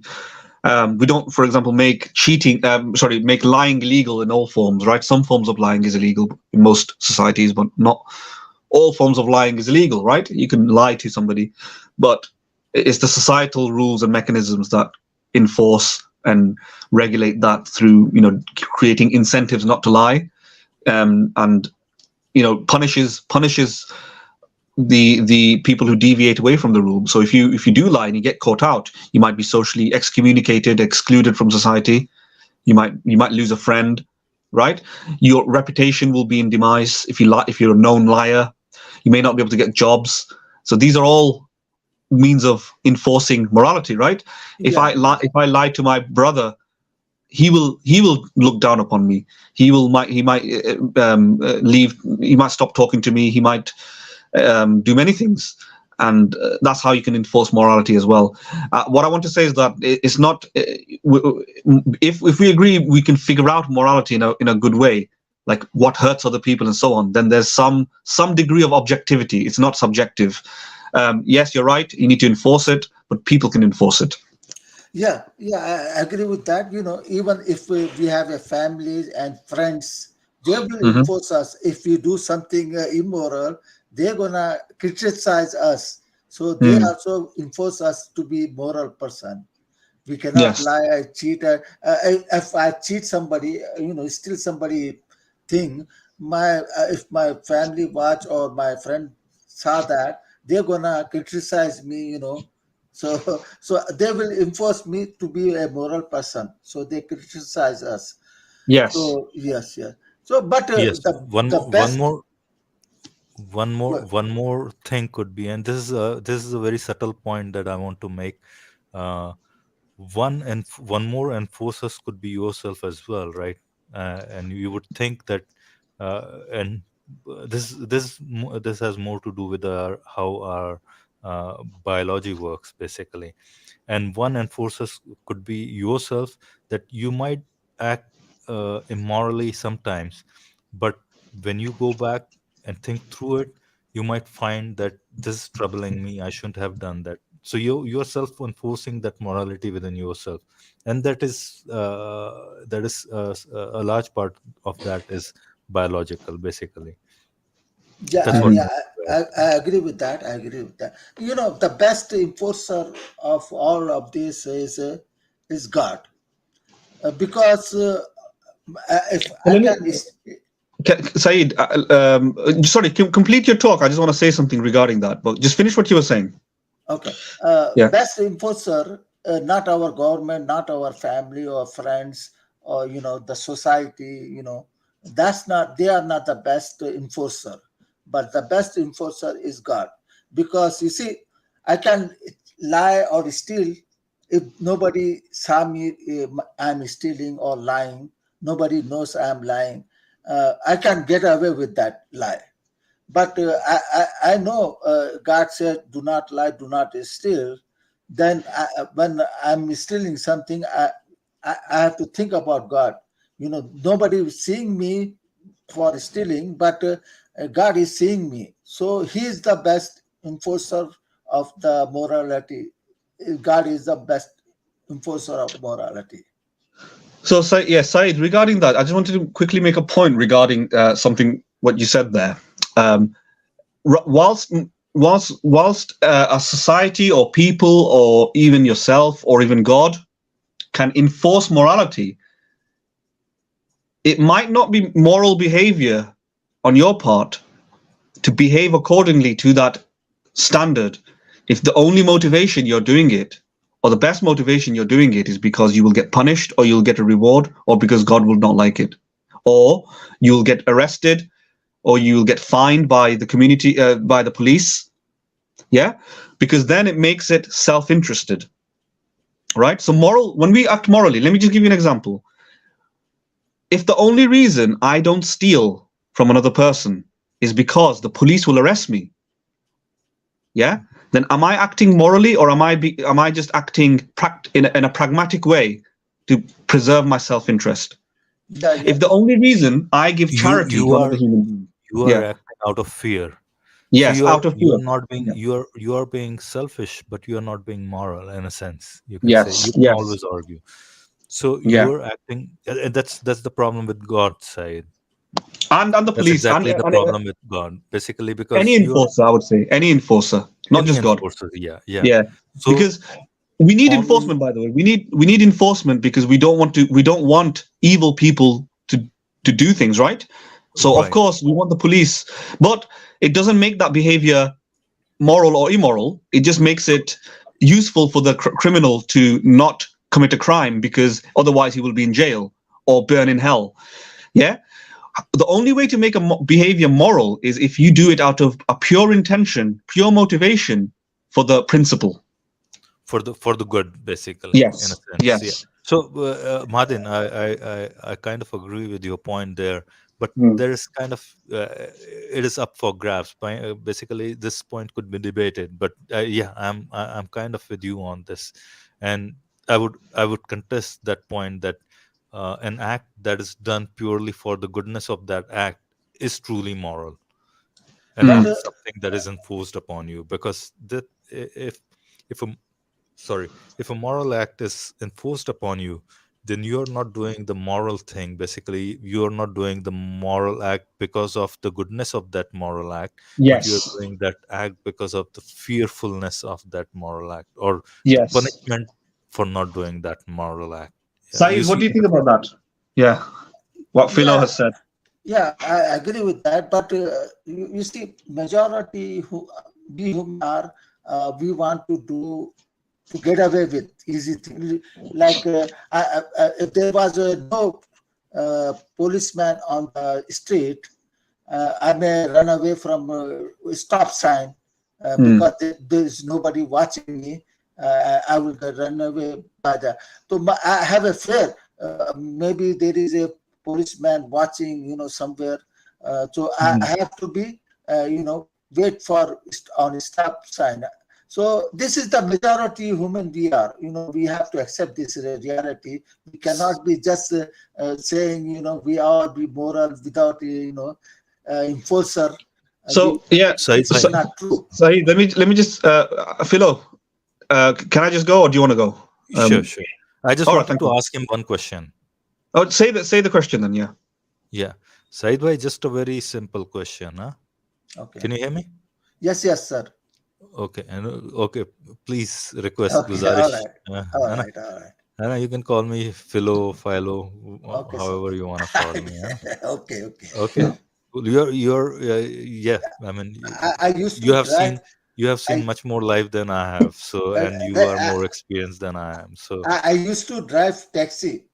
You see, so okay, I always talk to my customer, sir, ma'am. So I'm used to that way. yeah. But see, I have tremendous respect for you. So, my question is this: imagine there was no enforcer, right? For you, your enforcer is God, right? Imagine you didn't have an enforcer, and you found that there is a luxurious house up for grabs. I mean, you could steal it basically, and that's a million billion dollar house. Would you steal it? Most of us will do it. Most of us. Very So few, you very will few, very you few people if will you you will if find you they will not do say that. if you had to kill 10 people, including little babies, to grab that house, you would still kill those little babies, the whole family, and then steal the house. Is that true? Uh, If you didn't have any no, god to uh, uh, if enforce I, that. if I do not do that, there are many people you will No, I'm find. asking you. I'm asking you. Forget No, about no, everybody no, else. I will not do that. I will not do that. Right. No, but there's no enforcer. Why would you not do that? Uh, I have to kill people to get away those money. I mean, that's just Right. So now, does see, not fit. you're thinking there'll be other people, but I'll tell you one thing. All the people who will be thinking people would say the same thing as Same you, that thing. Yeah. no, they won't do that, right? And because their own biological morality or compass comes in, right? So that's the point I wanted to make. Madin, please take it Yeah, over. no, just to before I make my point, I just want to the point that Philo has made. What he's trying to show that what you think, Saeed, is that the vast majority of people, or even a significant minority of people, would be um, corrupt, immoral. They'll commit theft. They'll kill. That might be just theoretical. In theory, I think only a small, tiny fraction of humanity are like that, and I'll explain why that is the case. But it's so I'll explain. I'll expand upon that further soon. But I, if you look at human beings' biology, we have biologically developed in a way to be altruistic. It is in our nature, right? These scenarios of if nobody is looking, I can get away with it, kill one person, my benefit.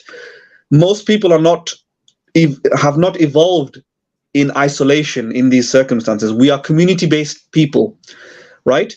And we think like that all the time. And our biology, we have our own sense of internal morality, right? A conscience, right? A guilty mind, an innocent mind. These things speak to us, and for most people, for most healthy, well-developed human beings, even if they're on their own, they're not going to do extremely horrible acts, right? I have been on my own many times on many occasions. I've not done an extremely horrible act, like commit murder or whatever, stealing immense amount of wealth, etc. These things most people won't do, because of one, our upbringing to some extent is such, and two, our biology. One of those two, both of those things in conjunction make us like this, right? Just to make my point that I wanted to make is very similar to what Philo was saying, but it's a different way of saying it. Do you know some of the societies that are without God, as in they are European societies in Scandinavia, such as Denmark, Finland, Norway, Sweden? These are atheistic populations. Like they do surveys in these countries, and they express views that are non-religious, agnostic, and atheist. Right? They're not from any particular religious denomination. They don't believe in God. Right? They are, however, they are, when you do methodological surveys in terms of their demographics, in terms of crime, in terms of health, in terms of education, they have the lowest levels of crime in the world. One of the lowest. I won't say it's no longer the lowest, but one of the lowest Just levels one of crime. second. Just 1 second. Japan as well. I mean, Japan is Japan, one yeah. prime example. Yeah. I don't usually say Japan is because Japan has some connection, some religious, some sort of religious connection, right? They've got some beliefs. I think, I don't know. It's a contested view. Mostly Buddhist population, but they, I mean, most of them associate with no God basically. So I see. Yeah, I don't use that example. Steer our conversation in different directions, so I'm not going to go there. But please continue. But Saeed, let me just finish off. Yeah. So what this shows that millions and millions and millions of people in these societies, right, seem to enforce morality on their own, right, and crime levels are very low. Okay, and cheating, lying, stealing is very low. Neighborly behavior is very high. Neighborly behavior meaning that everybody's friendly, they look out for each other, and so on and so forth. This could be for very many reasons. This could be because they have systems in place that ensure that people don't do bad things, etc. But it's also a very liberal culture, yeah. And theft levels are extremely low. Murder levels are non-existent almost, right? Rape in many of these countries, many of the Scandinavian countries, are extremely low, right? Burglary, very low. Education levels are very high, right? Fraud, very low. And these are millions and millions of people in atheistic, non-religious societies, right? Who operate completely perfectly well with high levels of things that we would consider moral, like giving charity, thinking of other people, not committing crimes, not stealing. Yet they do this entirely without any conscious God belief. Okay. Let me give you something. My country of India is very religious people. They at least worship 2 times a day. Okay, at least worship 2 times a day. Your Scandinavia and what Sweden, all those you're talking about, they are mostly atheists. But India, you will find a lot of stealing, robbing, murder. So, what's the reason? Difference between your country is my country is poverty. My country is poverty. Resources, exactly. That's what we talked about. If you listen to our same stream, we talked about resources, right? The more resources you have among the people, better their lives are, better their well-beings are basically.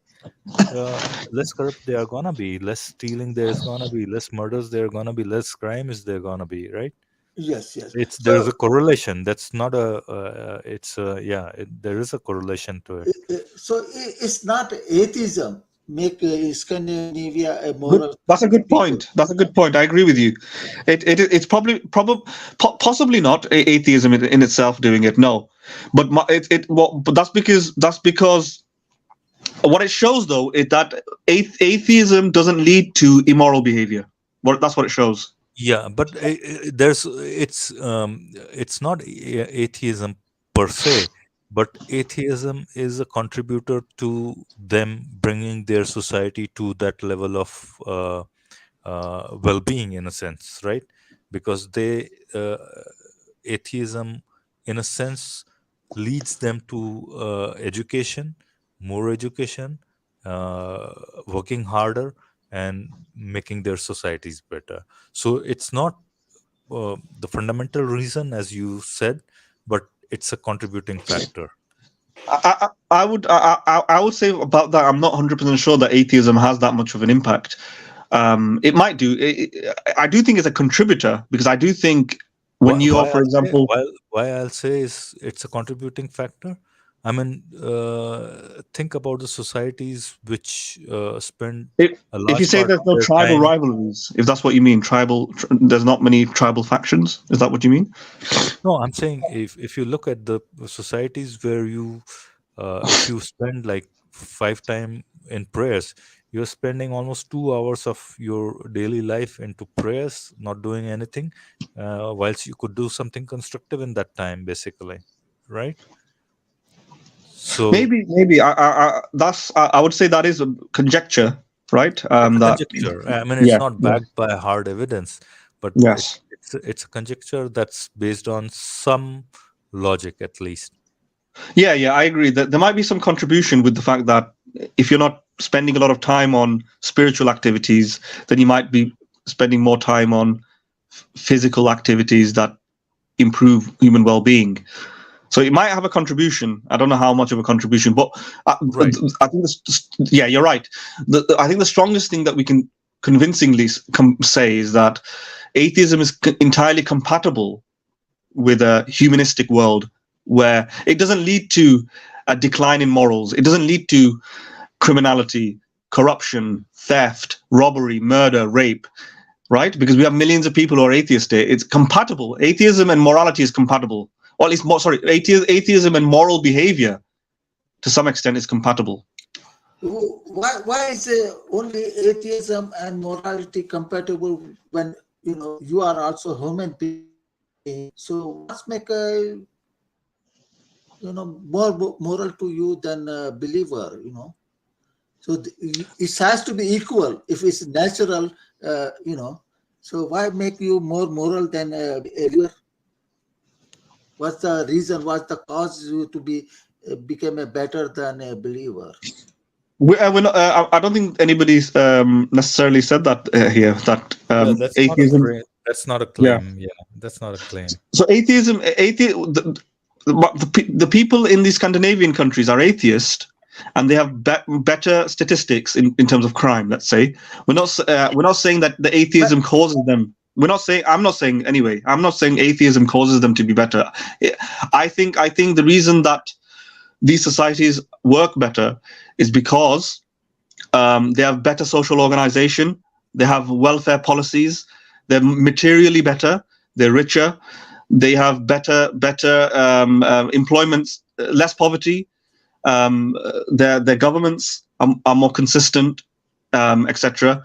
Less corruption in general, and so on. And why that Martin, is happening?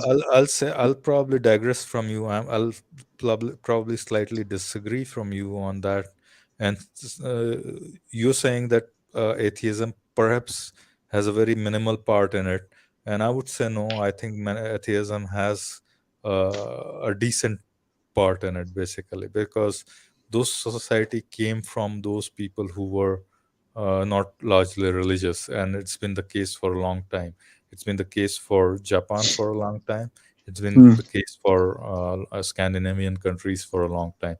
If you look at the statistics, about 60 to 70% of the population in Scandinavia, in Norway, Finland, and Sweden, is non-religious. Almost same as the percentage in Japan as well. And if you look at the societies that they have developed, look at Japan. It was almost brought down to what do you call smithereens after the World War II, and from that it rose to pretty prominence economically, and that's kind of the societies. Maybe, yeah. The reason I'm saying it's not nil. That impact of no. atheism. I didn't say it's nil. I said I think it's minimal. right? Oh, no, Um, what I'm saying is it's more than minimal, probably. I'm saying Okay, it's yeah. more than I think we kind of agree. I think we're just disagreeing with how much of an impact it has. I think it's right. less, but we might actually agree that it's a little. It's more than zero. Yes, everything. I think most things have more than zero cause anyway. Almost everything can be like that. But the reason I'm saying that we can't conclusively say that it's because of atheism is because atheism obviously is just a lack of belief or not believing God. It's like the equivalent of theism, but that doesn't tell us the type of political worldview that you hold, and the geopolitics of the area, the society that you're already in, will impact that more. So if you're an atheist born in the early 1900s, for example, in communist Russia, right? You're going to have an entirely different perspective, and you might hold really, really bad extremely socialist policies that has had a devastating impact in that area of the world, and they had extremely high levels of unemployment and wars and so on, and as you know, people like Stalin and Mao were atheists and so on, and they had a different outcome to Scandinavia, modern Scandinavia. Yet the Scandinavians have a different reality on the ground, and so I think, Stalin, yeah, Stalin's upbringing was pretty strict religious yeah. upbringing. You know that, right? No. I'm not talking about Stalin per se. I'm talking about Yeah. the No. atheistic. I'm saying these guys were. So yeah, I mean, this is a kind of a. I think we're gonna steer away from the main topic. But Stalin was raised in a pretty No, harsh. I'm not talking about Stalin per se. I'm talking about Stalin's reign and the place that he was and his philosophy, and Right. more so the people that followed him. Yeah, Right? but what I want to point out that his thought process, or his Mm. what you call more fundamental nature, was shaped by religion. So saying that he was atheist, and then these policies were kind of that Russia and at that time was influenced by atheism and was in a bad shape. It's kind of in my Yeah, but opinion, I it's wouldn't not say the kind of socialist. true. I wouldn't say the socialism that developed out of it had that much of an impact by Christianity either, or any religious thing. It's just socialism. It Yeah, probably has a small. socialism, Leninism, or Yes. Stalinism, whatever you want to call Yeah. it. Yeah. They were bad. They were bad philosophies in their own, Yeah. basically. Yeah. And going beyond Stalin, it's not just Stalin. We're talking about many other seemingly Yeah, lacking in religion. Mao Yeah, lacking Zedong, in and religion. And let's not yeah, conclusively say they're atheist, but people who are lacking in religion, who at that time, because of the areas and societies they were born in, and the geopolitics of the area, the socioeconomic development of the area, the tensions happening, is a complex set of causes that led to the disastrous consequences of the time. And what it shows is that atheism is as multivarious and versatile as any other belief. Well, it's not a belief, but any other mental attitude, I would say, because atheism is quite in itself minimally impactful. It depends where you're being born. An atheist in China will have a different set of beliefs than an atheist in Europe, because so being yeah, an atheist, I mean, we can safely say that atheism has a part in it, it but plays a then role. I agree. Yeah, yeah, it aligns, uh, yeah.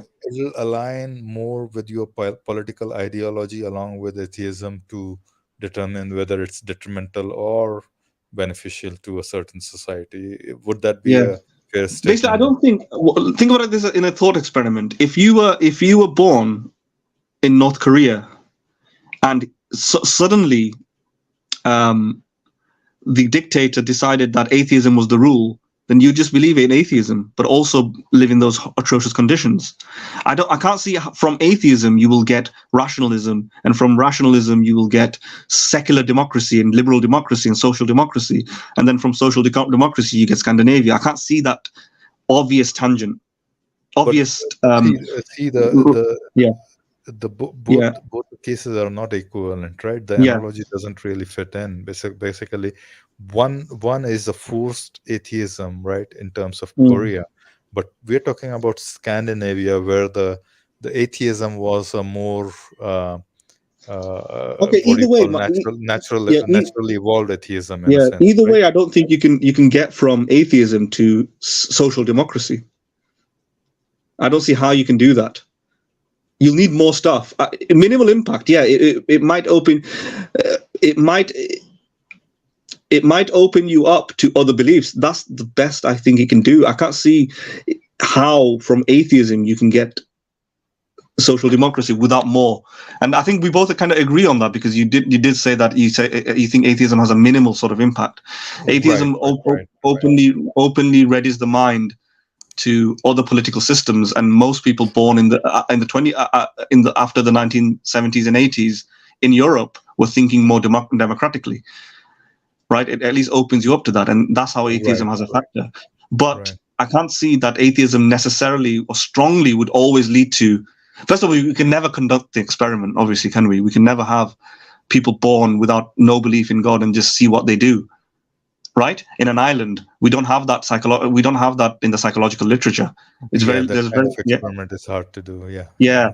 So totally. that without atheism, that they will just develop strong social networks like Scandinavia. I just can't see. It's hard to verify. I personally don't think it can do that on its own without other attitudes, right? Like like an understanding that of human rights, for example, um, an understanding of which sort of political systems work better, deciding that maybe a hard capitalistic system is worse than a mixed economy. So you need economic views, right? And that can be that those decisions are not directly impacted by atheism. Those decisions might be impacted by your views on economy. It's a debate between Milton Friedman, and the socialists or something like that, Right, Hayek.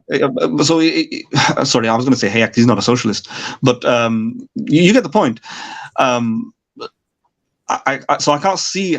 I think Scandinavians inherited lots of policies and beliefs and social structures that came with other events in their historical trajectory. It didn't go from atheism straight away. I don't think atheism makes social democracy that extremely attractive on its own. I agree. Yeah. Yeah, totally. Yeah. Side Can I? by. Okay. Do we need to teach morality, what is right, what is wrong, for our child, our newborn child? Do we need to teach them, or we don't need to teach them? I think you have to teach them certain morality is innate, right?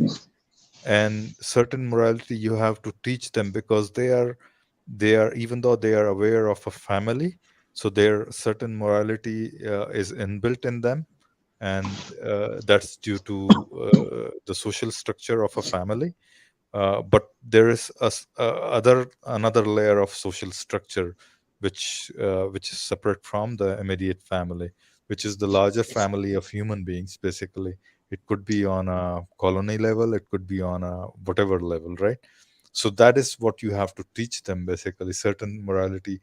A large part of the morality that is out there in the society, you have to teach them, right? But uh, a large part of it is innate as well. Your kid, whoever the kid is born, they're not gonna go and commit a crime. Mostly, no, they're not gonna go and kill somebody because they have their own innate morality, and that's the same morality within animal kingdom as well, right? You go and compare that morality to, you go and see cubs of a lion or cubs of tigers. You don't see them willy-nilly killing anybody, right? Mhm. So Uh, that's the fundamental point I'm trying to make. It is a large part of your morality is innate, so you don't need to teach them all of it, but you still do have to teach them some of it, right? yeah, you see, even when children, when they hurt somebody, they also cry. When they hurt somebody, other baby, they also cry. The baby cry, and they also cry because of they make them to cry. So when even children, when they lie, uh, uh, they don't feel good about the lying.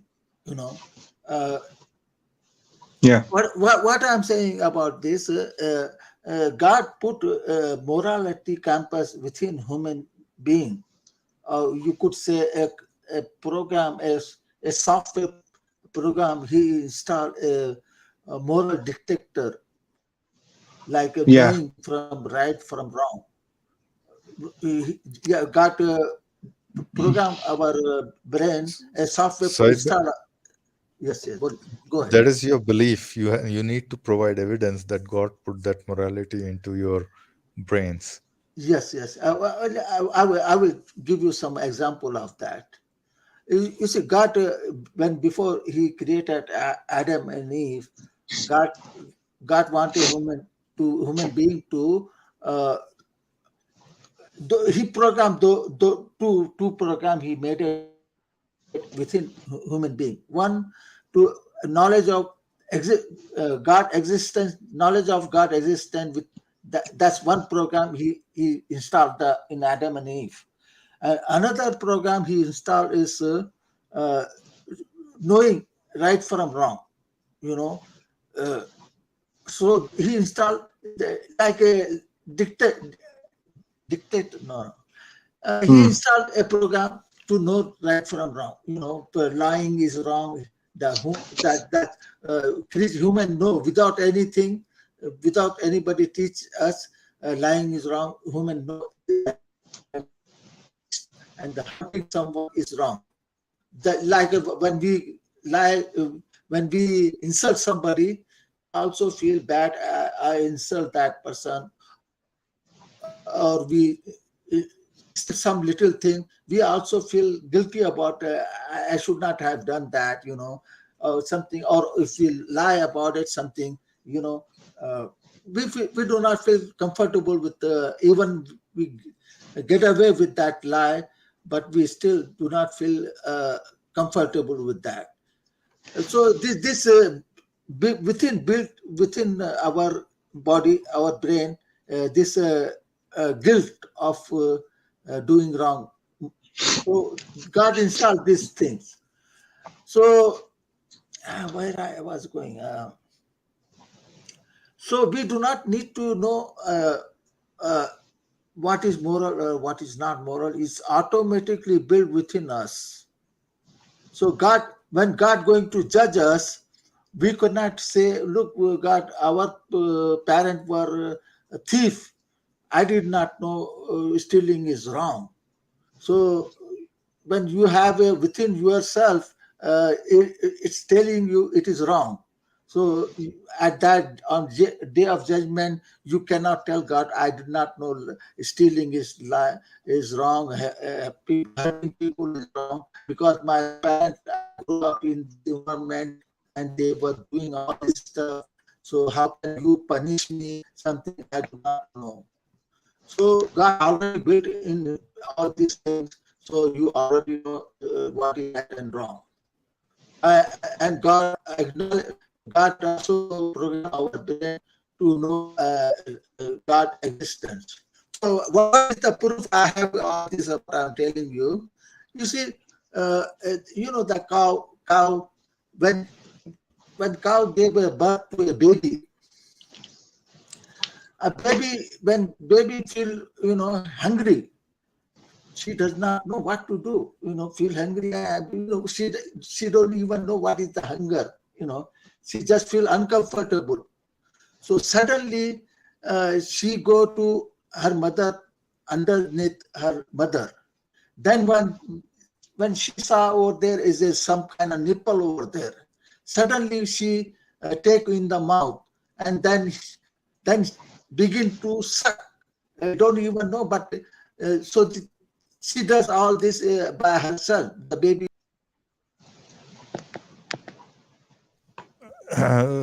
Said bhai, Madin, you want to say something or should I just say some? I Uh, think he's gone. Said bhai has dropped. Uh, I think the Said quality bhai of was his having a, quality of yeah, his audio was such that it just collapsed. yeah, Um, he's having internet issues. Yeah, Said but Bhai is back, I think. Said Bhai, there we आपका go. internet का problem है. Yeah, my internet is broke. This happened. Today my Saeed, internet is very bad. you gave such a speech, you destroyed the internet. You just- Okay, so Said Bhai, I'll tell you Yeah. something, right? You talked Yeah, about. yeah. Let me finish Huh? this. Let me finish Sure, that sure, so sure. we can go further. So you see, this happening in nature. This all this you will find in nature. Even human baby, they suck mother breast, and the birds, they create a lot of nest. Their home, and they do not learn from other birds. They are all doing this by themselves from birth, without learning. There are a lot of birds, they may make a nest, and mother bird does not teach them to how to make the nest, but they are all doing this. But when we human make a home, we have to learn that it's not in our brain to make a home. We have to learn from our parent or somebody else. But the bird, they make automatic without making learning from mother. So these are program within our brain. There are a lot of program, software program, you can say, to understand. There are a lot of program within our brain. God programmed them and keep them so we do a lot of things. Even I think there is a language software within our brain to understand language, to learn. Without those software, we cannot learn the language ourselves. So that moral compass, right from wrong. We don't have to learn from to hurt. Hurting is wrong. We don't have to learn from our parent or somebody else. This all are within our brain. Said Bhai, a few things. You said quite a few things, so I'll just address a few points. So you gave an example of a cow and her. Philo, Yeah, before you finish, let's make this the last point because it's getting a bit late now. Yeah. So yeah, sure. after you finish, I'll just respond to Saeed and then we can call it a day. Okay. I'll quickly go through a few points, Mm. right? So Mhm. innate morality. So how is it passed? Said Bhai was wondering, and one of the ways it could be passed, and I'm not 100% sure, but I'll do a research and find it out. Is through genetic memory, basically. A certain of our memory is transferred through genes, basically. Right? Said Bhai, can you hear me? There are a lot of scientists like Yeah, but we we don't genetically have does not. Yeah, genetically does not pass on our intelligence to the other person. We cannot pass on. no, we pass on certain memories, certain things that we pass on. For example, pheromones, right? Pheromones tell you where to look for nipples, basically, right? So when a baby is born, mother's Mhm. nipples release pheromones, right? And baby knows how to look for pheromones that is genetically encoded in her body to smell for pheromones. That's when she finds out she's near nipples. She smells the pheromones pretty strongly, But and this, that's how she finds yeah, the baby finds the food. What he's trying uh, to say that God programmed that into yeah, the animals. What the thing is, Said, you might be correct, but what we're trying to say is that that is not the only kind of view.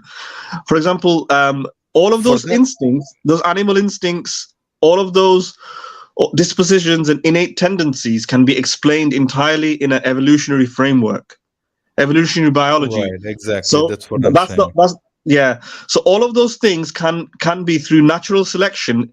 I don't know how much of evolutionary biology you know. Through natural selection, certain habits were and instincts were genetically selected, right, as to optimize behavior. Not all genetic behaviors are fully coded in the genes in as in full functioning behaviors. They're tendencies, right? So just like Philo has said, pheromones and many more things can influence behavior. And you can explain this entirely through biological forces like evolution, right? So there is something called kin selection. I don't know if you've heard of it. Kin selection, right? In terms of biology, you'll notice that human beings care more about other human beings who are genetically close to themselves with strong genetic resemblance, right? The degree of care that we give to somebody who is biologically close to us is more than somebody who's biologically in the far end.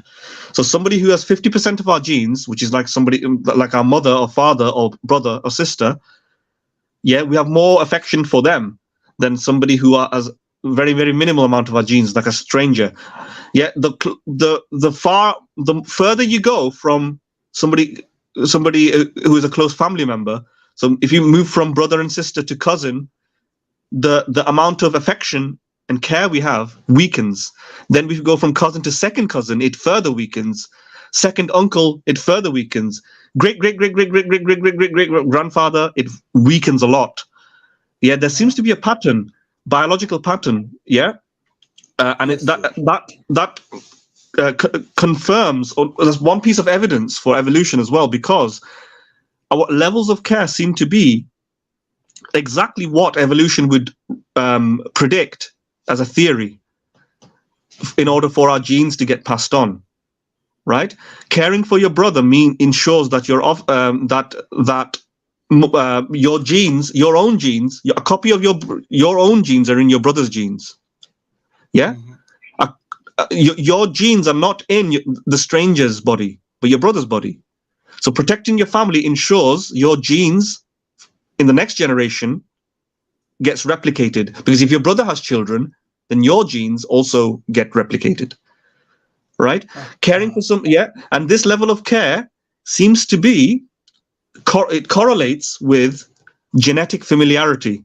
So we care about people more who have genetic familiarity than those who don't have genetic familiarity. And there's like a linear relationship, statistical relationship.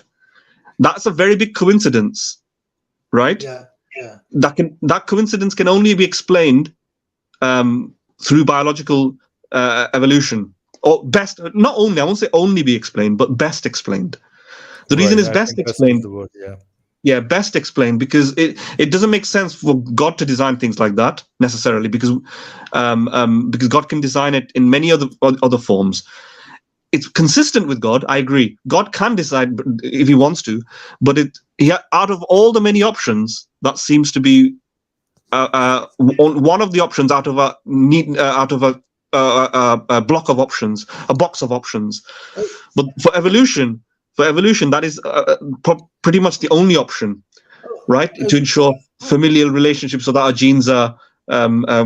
Sorry, what are you going to say, Saeed? Yeah. Do you believe we have a software program within our brain? Yeah. What do you mean by software program? What do you mean by software program? Any type of programming. Yes, I agree. In terms of we have call it a software program, but it's our memory. Basically, it's our memory. It's our malleable memory. I would say it's our instincts. So as Philo expressed, there are certain things that are biological. For example, children look at symmetrical faces more. That wasn't taught to anybody, right? Yeah. So a baby would look at a symmetrical face longer than a non-symmetrical face. Why is that? That is due to an instinct. And if you mean there's a biological program, it's basically a gene, a genetics or set of genes that enables the child to find physiologically attractive symmetrical faces than non-symmetrical faces. Nobody taught this to the child. So I agree there is some sort of hardware that can be explained through our physiology, our brains, yeah, and what you're calling a software. But all of that can be explained through evolution. You don't need the theory of God to explain how we have this hardware or software. Because evolution has selected certain genetic traits that enhanced survival, right? And yeah, because if we were not attracted to human beings, we would not be able to reproduce with them. So evolution made it. Look, nobody teaches us to find the opposite sex attractive. We just feel like that, right? Due to testosterone, estrogen, adrenaline, nerve growth factor.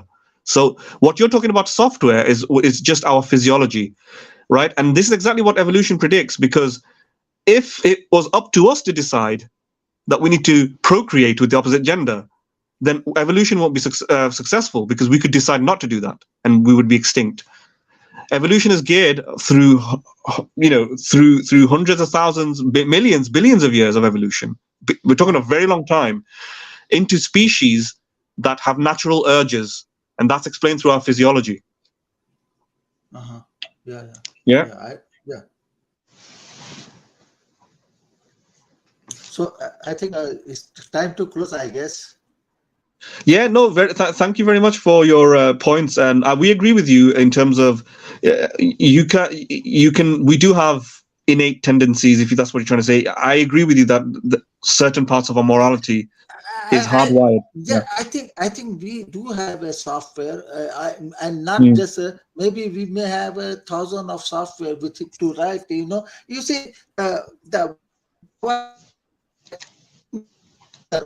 if we want to make a finger robotic, and we still need a software to install to run our fingers, to close and open and Yes. Yes. So there must be a software within our our of course brain. I mean, things like hunger, thirst, sleep, attraction, tiredness, these are things that are that are hardwired. I mean, learning languages, even if you I think Said bhai, this analogy of software and hardware is very tricky in terms of our brains, basically, because what you call as software is something that you install, in a sense neurons, basically, and the neurons trigger our actions, basically, right?